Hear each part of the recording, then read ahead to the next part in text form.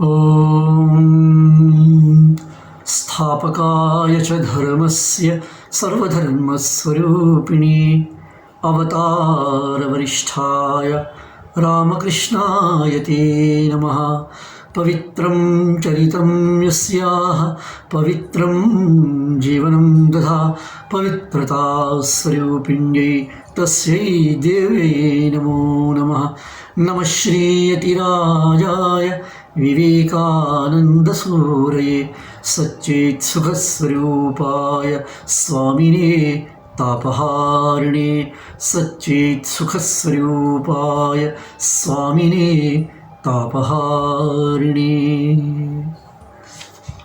Namaste, Namaskaram to one and all, everybody. It's a nice occasion to remember Swami Vivekananda's views about yoga and the various dimensions of yoga, the various methods and paths and streams of yoga. We all know that it was Vivekananda, along with the Sanatana Dharma, the message of India, he carried and distributed the message of yoga, the method of yoga, the practice of yoga, the techniques of yoga to the entire Western world, America, and in various lectures which he has given in US and England, we find the brilliant lectures, most elevating, ennobling lectures on Bhakti Yoga, Karma Yoga, Jnana Yoga, Raja Yoga. And it was he who introduced India to the world, yes, with the message of yoga. While writing the commentary on the Patanjali Yoga Sutras, Swami Vivekananda gave a most comprehensive, most holistic, all-compromising definition of yoga. All the yoga students, yoga teachers, yoga instructors, all of us know this beautiful quotation. The famous quotation of Swami Vivekananda is that, each soul is potentially divine. The goal is to manifest this divinity within by controlling nature, external and internal. Do this either by work or worship or psychic control or philosophy. By one or more or all of this and be free. Very beautiful. Defining yoga, a new dimension, or the real dimension, or the true nature of the yoga is put into these beautiful words that each soul is potentially divine. Every human being, every man or a woman is potentially divine.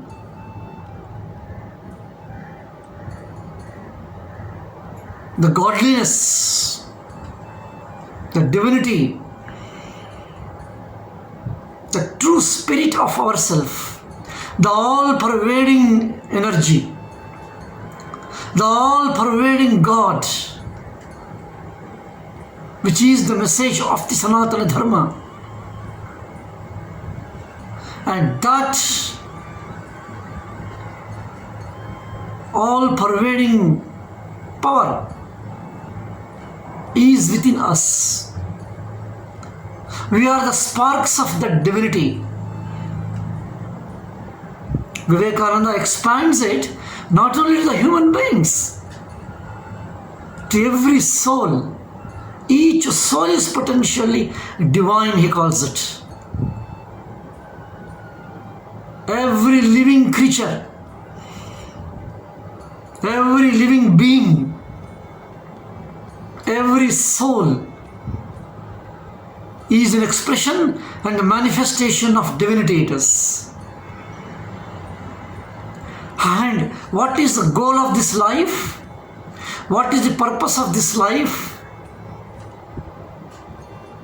It is to experience this divinity, to free this divinity, or to remove the layers covering it, and controlling the nature external and internal. What a beautiful it is. And this controlling of the nature external internal can be done by 4 ways. By philosophy, by psychic control, by work, by worship. If we closely observe, understand, feel these words, by philosophy, that is the knowledge, Jnana Yoga, by psychic control, by controlling the nature of the mind, functions of the mind, dimensions of the mind, activities of the mind, Raja Yoga it is. By work, that is the Karma Yoga.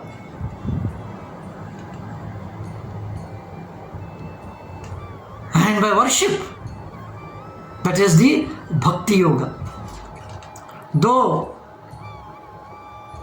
Jnana Yoga, Raja Yoga, Bhakti Yoga, Karma Yoga, such terms are not used in this particular quotation, definition of yoga by Swami Vivekananda, but it refers to it. And what is the final goal? The goal is freedom, he calls it. It's a freedom. Freedom for what? Freeing of what? There is an innate freedom in all of us. Every one of us have experienced, we keep on experiencing that freedom within us, that innate ability to be free from all bondages, that innate ability, capacity to be free from all bonds. And that ability, using that and be free from all bonds. That is what Swami Vivekananda says is yoga, which is a real meaning. As all of us know, Yoga Darshana is one of the 6 systems of Indian philosophy, the Shad Darshanas. And as we find in the modern days, how the yoga has been twisted, how yoga has been interpreted, and mostly yoga has been limited, confined only to the physical and to the materialistic world, to the body and to the materialism. But once we understand this beautiful definition, the holistic definition of yoga by Swamiji, we will know the expanse of the yoga philosophy and how beautifully he brought it out. To be free from the bonds of our own thoughts, from the bondage of our own thinking, from the bondage of our own convictions, our own decisions, our own attitudes, our own outlooks. Yes, Each one of us have our own attitude, our own conviction, our own decisions, our own outlook of the world, and fully, completely identified with that. And with that identification, we are bound by that. I think, my thoughts, my memories, my feelings, my decisions, my intellect, my brilliancy. And this is the bondage. We are caught in that, unable to come out of the web of thinking, unable to free ourselves from the network of thinking, from this chain of thinking. Thought after thought will be coming, thought after thought will be following, and every thought is binding us, and every thought we feel that we are strengthening ourselves. It is a strengthening of our ego. It is a strengthening of our own bondage.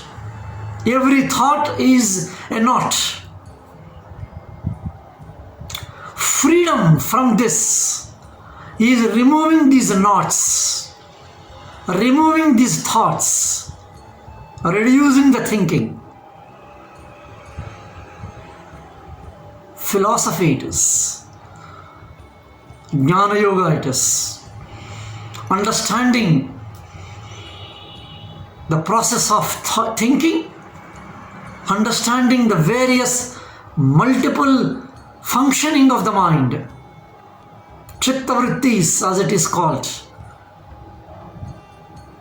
and recognizing that all pervading power, that which is existent in me is also existent in everywhere, or that which is existent in everywhere is also existent in me. The real of mine, that I am not just a physical body, that I am not just my own physical limbs, not even my own thoughts, not even my own thinking. That which the base, the core, the foundation, the real of me, that understanding that the true nature of me, what I am, is really free from all these things. My true nature, I am really free from all my thinking, from entire convictions. What I think I am is not what you are. And this is the Jnana Yoga Marga, the path of Jnana Yoga. And freeing from this quagmire of thinking. Swami Vivekananda calls it the basis of yoga. A really most realistic, holistic, comprehensive definition of Jnana Yoga. And that controlling the nature external and internal by philosophy, that is the Jnana Yoga. And the ultimate goal is to be free. Controlling external and internal nature is for the purpose of the freedom. And freedom from all these forces.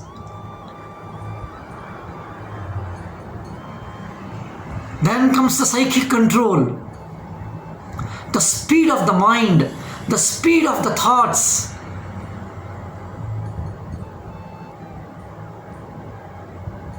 That is to be slowed down. Handling the mind management. the fastness, the quickness, which is actually the disturbance, the chanchalata. And that disturbance, the chanchalata, wobbling of the mind, and it is so fast, so quick, uncatchable. One moment we are here, another moment you will be somewhere else. The mind jumps. It projects the entire world so fast, so quick. The speed is terrible. And attention gets diverted from one to the other. On every thought, every idea, every view, the attention gets and stands there and shifting constantly. And that is the problem of the mind. And that is the difficulty of the mind. Unable to handle the mind. Failing in managing the mind. So, psychic control. Controlling the psyche of the mind. Controlling the psyche of the human being. And that is the Raja Yoga. How beautifully Swami Vivekananda compressed the entire meaning in a tablet form, in a capsule form. Then the work. Yes, work is part of our life. We are inseparable from the work. Activity is constantly with us, and we are recognized because of our activity. The life itself is a symbol of activity. Our activity is an expression of life itself. But that attachment to the activity, imposing or superimposing mindness, I-amness, ahankara, mamakara, and attachment to the result of the work. Because every work, every activity has a result. There cannot be a work, there cannot be an activity without a result. But superimposing that result is because of my work. This attachment, this feeling, this attitude of mindness, mamakara and ahankara, mamatvam, kartrutvam, then the bhoktritvam, where a work should have been very natural, very simple, where activity could have been as a kartavyata, as a duty, as a responsibility. But this feeling imposing the attitude of minus, my work, and the result is because of me, and I have a right on the result. I have an exclusive rights on the result.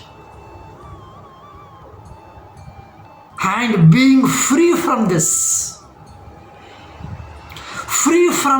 I-amness, minus of the natural activity which is going on, not imposing ourselves on that, without claiming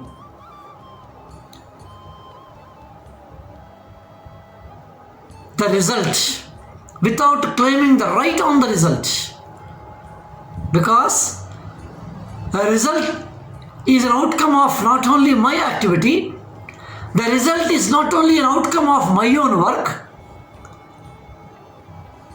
For a result to come for a particular work apart from me, there are so many unseen and seen contributions. Drishta and Adrushta Shaktis. Drishya and Adrishya Shaktis. So many components are involved. But I claim that the result has to be of mine because I attach myself to that. An exclusive possessive attachment. The comprehensive definition of Swami Vivekananda says, be free from this. And being free from this is Karma Yoga. And that is achieved by controlling nature external and internal.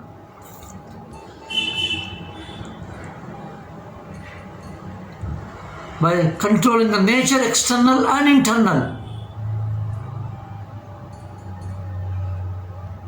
And the last one is the emotional dimension. The Bhakti Yoga. Tremendous emotions. Lot of relationships we develop. And each relationship carries so many tastes, so many likes and dislikes. We feel insulted, we feel excited, we feel rewarded, we feel punished. And all these emotional upsurges, love, hatred, anger, kama, krodha, lobha, moha, mada, matsara, and all these, yes, multifarious dimensions of emotions. And each one we get attached, each one we claim ours. And tremendous suffering out of it, an emotional suffering, an emotional outbursts. Vivekananda Swamiji beautifully says, be free from that. That is Bhakti Yoga. Offering the emotions at the feet of the God, worshipping.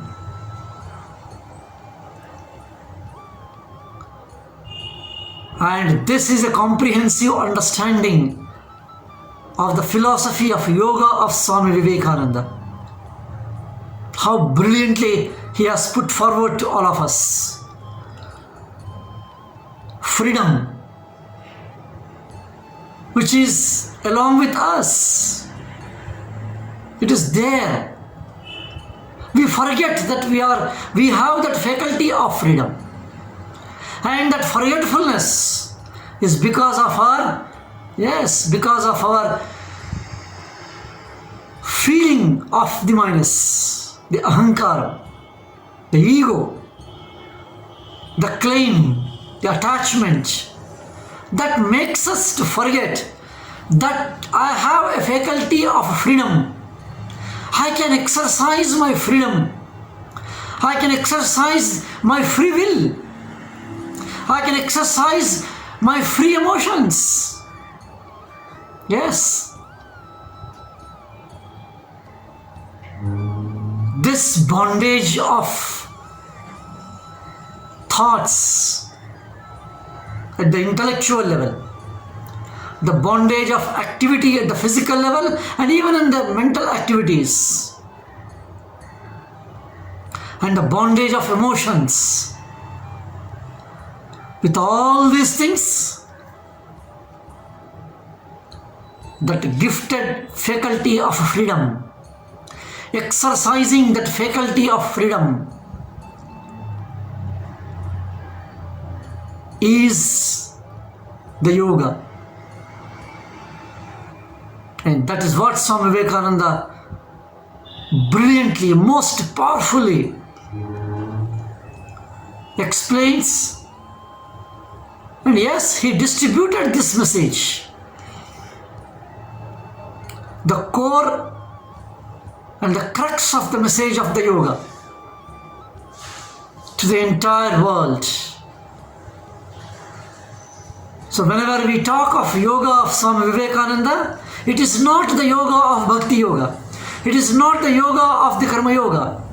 but it is the yoga of the underlying principles and underlying understanding, the basic of all these things, which is a real of myself. The fundamentals of Karma Yoga, the fundamentals of Raja Yoga, the fundamentals of Jnana Yoga, the fundamentals of Bhakti Yoga, whatever principles, philosophies, theories we see, we understand, we try to gain the knowledge and information. But the core of all these things is to be free. And if you use the Sanskrit word for this, it is the moksha, the liberation. Liberated from our own bonds of thinking. And this freedom from the bondages and this liberation from the bonds is the yoga. And how to get it? How to attain it? What is the methodology given? Vivekananda beautifully Swamiji gave it. Controlling the nature external and internal. Our own external nature, our own internal nature. Our own external nature in the form of our physical body. Our own external nature in the form of physical expressions. The psychological expressions. All that we express outside, what we are inside,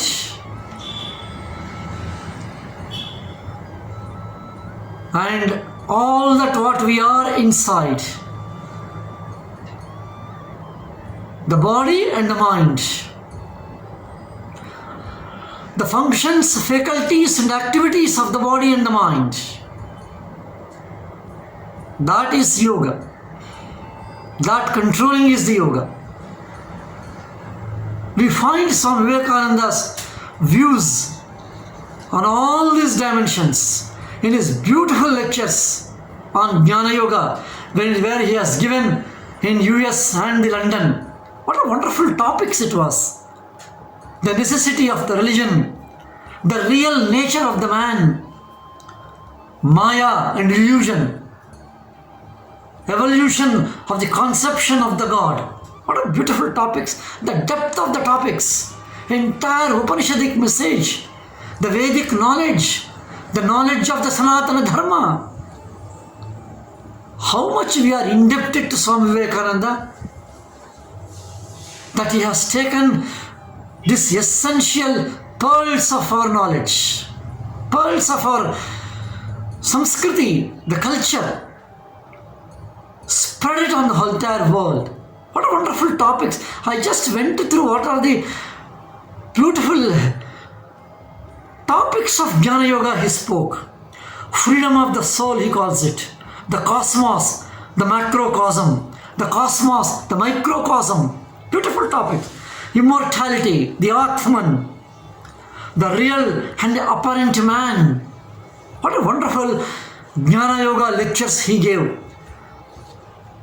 Explaining that we are not just this human body. We are not just this flesh and blood and the bones. The real spirit running this real spirit, the real nature, which is existent in all these things. We are really true that. The true nature of ourself is that. But we falsely, wrongly, mistakenly identify ourselves with our own body, with our own mind. And that identification is the bondage. That identification is the cause of the bondage. That identification is the cause of the misery. That identification is the cause of the stress and the strain and the anxiety. And be free from that identification. That is explanation, depth of Jnana Yoga lectures which Swami Vivekananda gave. When we see the Bhakti Yoga of Swami Vivekananda, what a brilliant lectures. And he tells that love the God as God itself. Elaborate discussions, elaborate talks on the Bhakti Yoga. And he raises the entire Bhakti Yoga to the service of humanity. Every human being is an expression and a manifestation of the God which we seek, which we worship. At one point, Swami Vivekananda tells beautifully that the living beings, the living creatures are the expressions and the manifestations of the God. There is no need to search for God in temples. Worship the living gods. Serve man, serve God. That is the height of Bhakti Yoga. And that serving is the Karma Yoga. The service with an attitude that I am serving the God. Service with an attitude of unselfishness, without expecting any result out of the service which I do. When we extend a help to somebody, when we serve somebody without expecting any return, that attitude is the Karma Yoga. And being free from that expectation, being free from that expectation of a result for myself, and I expect the result for myself because I feel I am doing the work. It's my work, my result. I claim my exclusive right on the result because I am attached to the result and to the work which I am doing it. Swamiji says, be free from that. And that being free from that attitude is the yoga. Yes, it is Karma Yoga. Similarly, that Bhakti Yoga,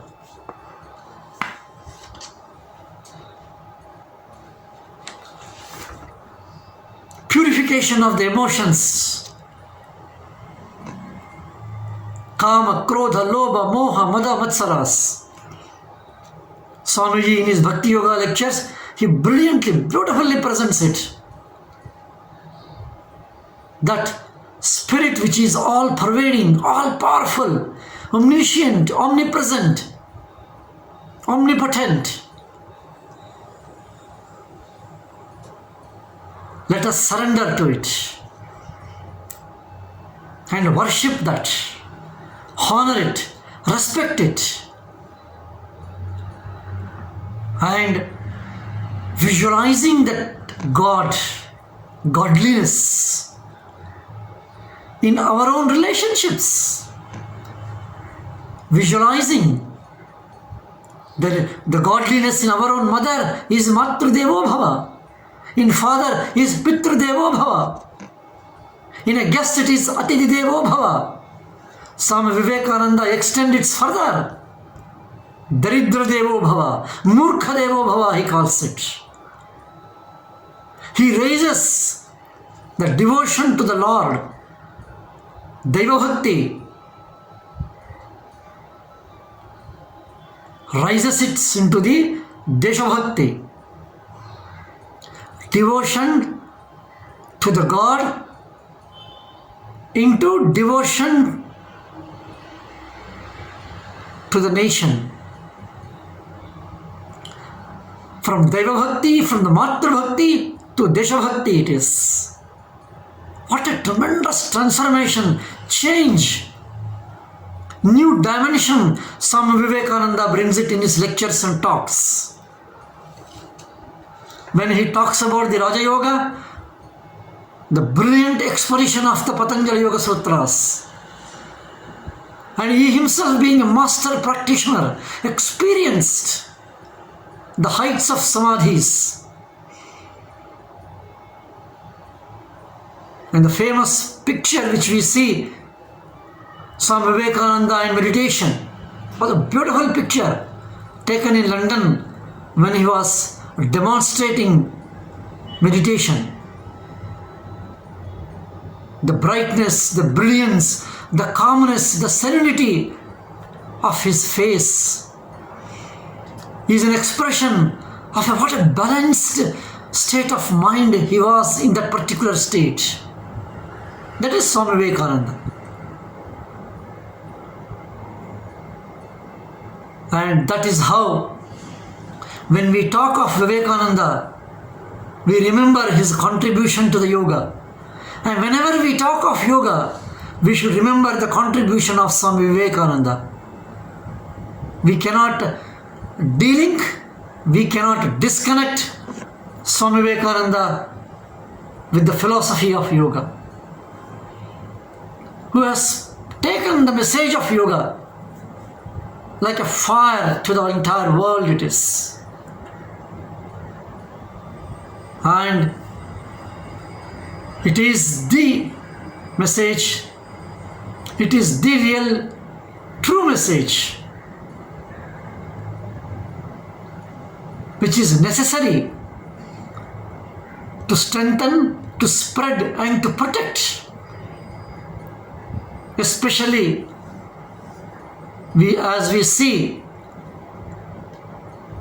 nowadays, lot of distortions about the yoga philosophy, yoga teaching, yoga techniques, yoga methods. Nowadays everything is put under yoga, and so many names are given to it. Many times yoga is added as a prefix or a suffix, and so many things are added to it, corrupting the teachings and the methods and the science of yoga. So at this juncture, we need the message of Swami Vivekananda, his presentation of the yoga, and we should understand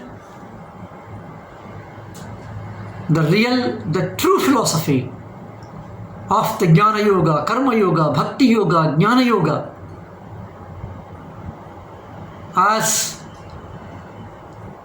exposition presented by the great yogi Swami Vivekananda. It's a nice time, pleasure to share some of the ideas of Swamiji on yoga and of course on yoga to all of us, amongst us, especially practitioners of yoga, and from Vivekananda Kendra, Kanyakumari, where Swami Vivekananda spent 3 days and nights, yes, in yoga itself, in a state of deep meditation. And his object of meditation is not any god, and his object of meditation is India itself, Indian culture itself. Let us not forget the message of yoga. The purpose of yoga is, along with freedom, it is also a service to our own nation, service to the society, service to the culture. In upholding the message of Sanatana Dharma, yoga, in the lines as preached by Swami Vivekananda, the great message of man-making and nation-building. I am very much thankful to the entire Kerala chapter of Indian Yoga Association for giving time to present few thoughts on Swami Vivekananda and yoga. Namaste to one and all. Pranam. Sarve bhavantu sukhinah, sarve santu niramaya, sarve bhadrani pashyantu, ma kaschet dukkha bhag bhavet. Om Shanti Shanti Shanti.